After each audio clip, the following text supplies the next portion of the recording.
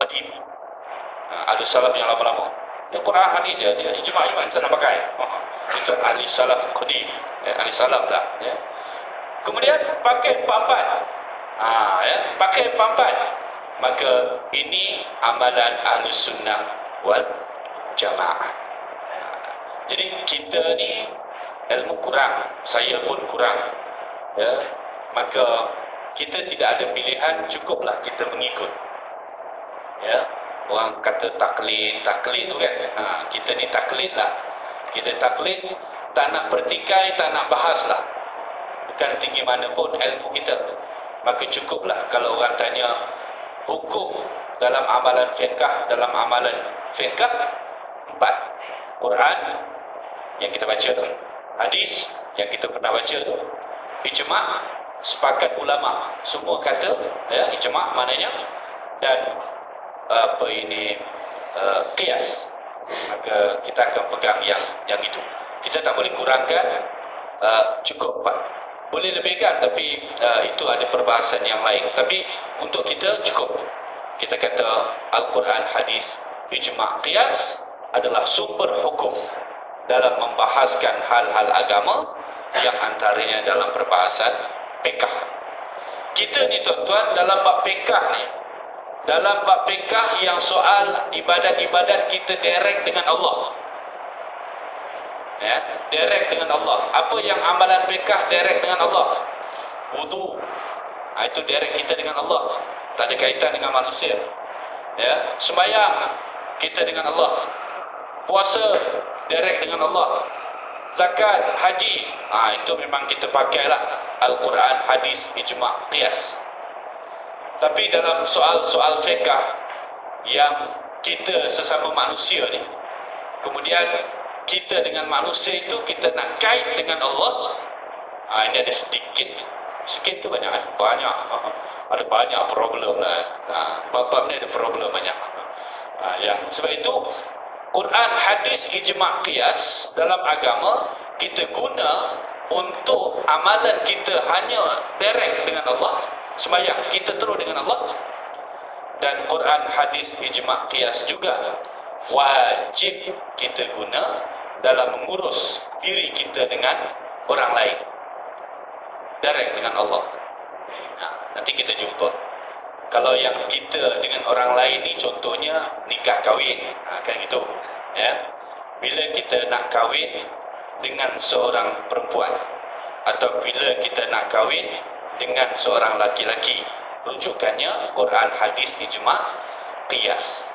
Ya, kalau dalam Quran, hadis, ijma', qiyas tak bercakap dan suruh untuk boleh kahwin lelaki dengan laki-laki, perempuan dengan perempuan, tak ada. Jangan amal lah. Janganlah pandai-pandai. Boleh sebenarnya kita kahwin laki sama laki, perempuan dengan perempuan. Sumbernya apa? Adalah. Mana? Ada, aku tak ingat. Ada. Itu tak betul lah tu. Ya. Quran, hadis kata hubungan sama manusia ni laki perempuan ada satu bab namanya kahwin. Dan nak laksanakan perkahwinan tu pun ada peraturan-peraturan dia. Maka jadilah orang itu suami isteri. Jadilah lepas itu mak bapa kita gitu ya. Itu bab kahwin. Belum lagi yang lain-lain. Tapi yang soal dengan sesama manusia ni lah yang ada sedikit masalah. Kita tak berapa nak pakai sangat Quran, hadis, ijma', qiyas dalam mengurus keluarga ke, dalam mengurus masyarakat ke, dalam mengurus negara ke, dalam mengurus cerita video seks ke. Dia tak pakai Quran, hadis, ijma', qiyas. Dia suka pakai yang lain. Yang ini ada sedikit masalah. Tapi kalau yang bab-bab kita dengan Allah tu, itu memang kata-kata kita pakai lah. Kata-kata kita pakai. Dia pakai Quran, hadis, ijma', qiyas masa kat surau. Luar pada surau tu, dia dah tak pakai dah. Quran, hadis, ijma', qiyas dekat masjid. Luar pada masjid tu, dia tak pakai dah. Dia pakai hukum lain. Itu yang kadang-kadang kita ditempelak Allah, kita tak perasan. Ya. Kita afatu'minuna bi ba'dil kitab wa takfuruna bi ba'din. Kita tak perasan tu. Adakah kamu ni hanya beriman pada sebahagian cerita-cerita Al-Quran, sebahagian lagi itu kamu tak beriman? Ini jenis Quran, hadis, ijma' qiyas ni dekat surau, dekat masjid. Quran, hadis, ijma' qiyas tak ada kat Padang Bola. Tak ada dekat dekat Emporium, tempat-tempat market besar-besar, tak ada. Tak ada dekat parlimen. Tak, itu problem kita itu. Tang itu kita ada. Tapi kita kena usaha lah untuk tengok nanti akhirnya yang disebut Allah huwallazi fis samai ilah wa fil ardi ilah. Dialah Tuhan di langit dan dia jugalah Tuhan di muka bumi. Dialah Tuhan ketika kita sembahyang. Dia jugalah Tuhan bila kita mengadakan majlis perkahwinan. Dialah Tuhan ketika kita puasa. Dialah Tuhan ketika kita berjalan dan bersiar-siar di market, di pasar, di kedai, di mana-mana. Dialah Tuhan ketika kita berada di surau masjid. Dialah Tuhan ketika kita berada dalam kereta api, apa lagi, dalam bas. Dialah Tuhan. Dialah Tuhan ketika kita bersendirian. Dialah Tuhan ketika kita bersama dengan orang ramai. Huwallazi fis samai ilah wa fil ardi ilah. Apa dia Quran? Kita dah bincang dulu. Sebuah kitab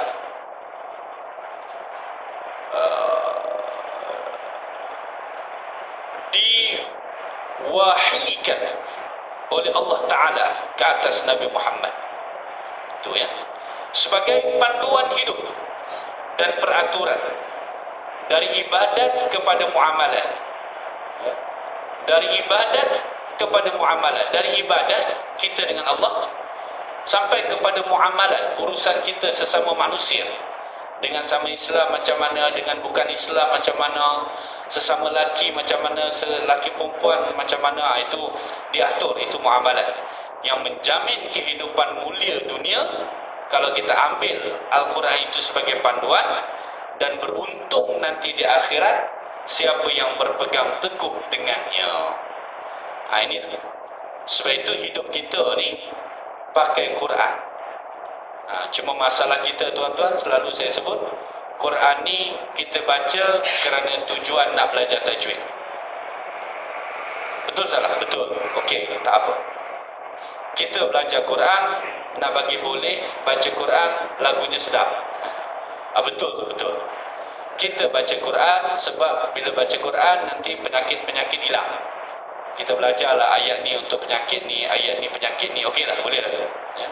Tapi boleh tak kita baca Quran bila kita ada masalah dalam kehidupan? Bila ada masalah dalam kehidupannya, kita buka Quran. Kita cari, ada tak kias-kias masalah kita ni dengan yang disebut dalam Quran? Contoh, kenapa ya aku ni tak rasa tenang? Asyik gelisah aja. Tak payah cari buku-buku motivasi. Tak payah. Ya. Cari dalam Quran, buka tajuk. Oh, kita jumpa rupanya aku ni kurang berzikir kepada Allah. Sebab Allah sebut dalam Al-Quran, apa dia kata? Innamal mu'minuna alladhina idza dzukirallah wajilat qulubuhum wa idza tuliyat alaihim ayatuhu zadatuhum imana. Dengan zikir dan baca Quran akan dapat tenang. Sekarang ni kita baca Quran, nak khatamkan Quran, bagus. Boleh tak kita baca Quran bila kita ada masalah dalam hidup? Masalah hidup kan macam-macam kan. Ni kejap lagi cuti sekolah.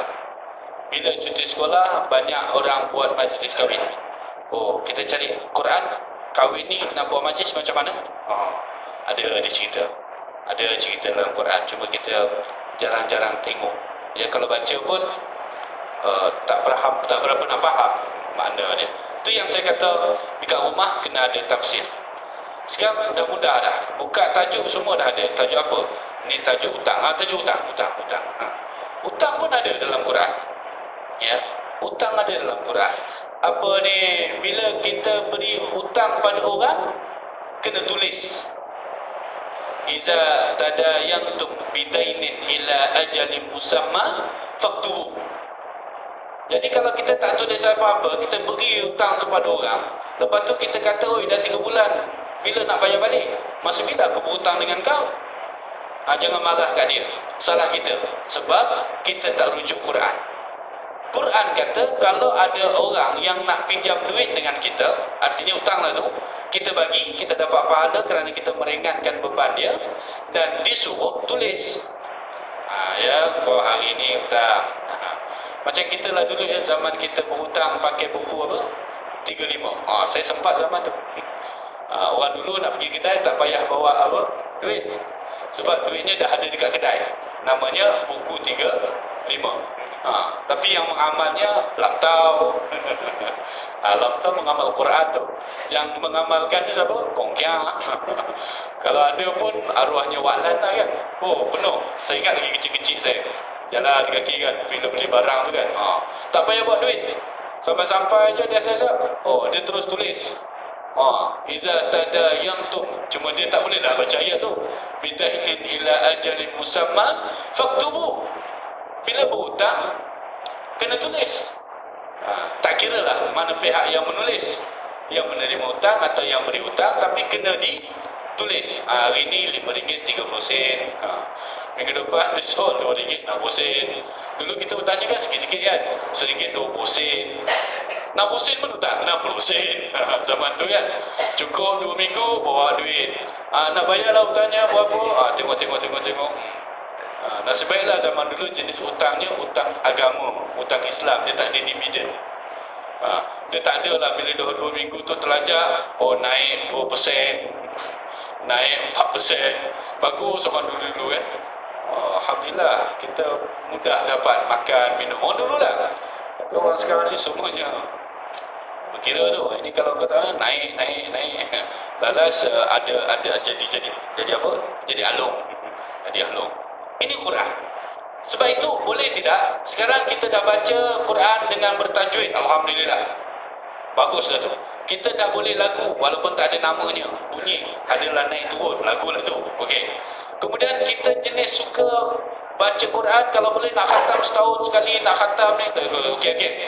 Tapi boleh tidak kita ke depan sedikit, ada masalah hidup kita nak tengok Quran.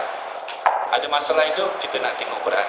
Bukan nak tengok Quran sebab nak baca. Itu bagus, tapi boleh tak ada masalah hidup?